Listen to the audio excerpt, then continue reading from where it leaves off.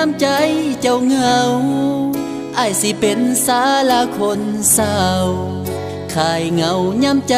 เจ้าลาบ่ได้คิดหยังหลายแต่อยากเต็มใจให้ความปรึกษาให้ผู้ชายคนธรรมดาที่ปรารถนาได้เบิ่งแยงใจส่วงนี้เป็นจังใดเห็นนางเศร้าไปคือมีปัญหา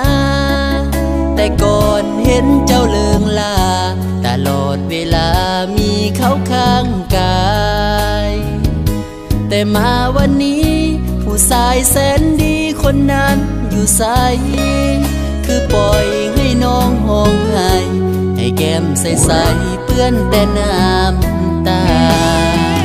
อยากขออาสาเช็ดน้ำตาเวลาน้องซ้ำให้เจ้าลืมผู้ชายใจดำที่มาเหตุให้เจ้าหวั่นไหวแต่งอายก็หูคนที่อกหักมันเป็นจังใดคือคนกำลังสิตายหัวใจสลายฟูมฟายน้ำตาเมื่อใดเจ้าเหงาอยากให้โทรเข้าเบอร์นี้ได้บ่ให้คิดว่ายังมีผู้ชายคนหนึ่งยังคอยห่วงหาเจ้าของเบอร์นี้พร้อมที่ยินดีให้ความปรึกษาสิเป็นผ้าเช็ดน้ำตาสิคอยเป็นยาหัวใจของนาง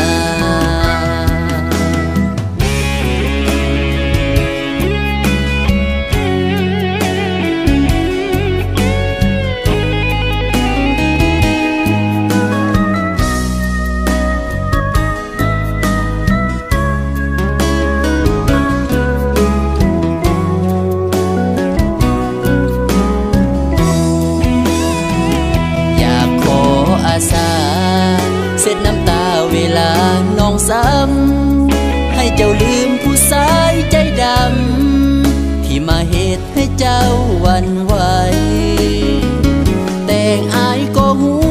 คนที่อกหักมันเป็นจังใดคือคนกำลังสิตายหัวใจสลายฟูมฟายน้ำตาเมื่อใดเจ้าเหงาอยากให้โทรเข้าเบอร์นี้ได้บ่ให้คิดว่ายังมีผู้ชายคนหนึ่งยังคอยห่วงหาเจ้าของเบอร์นี้พร้อมที่ยินดีให้ความปรึกษาสิเป็นผ้าเช็ดน้ำตาสิคอยเป็นยาหัวใจของนาง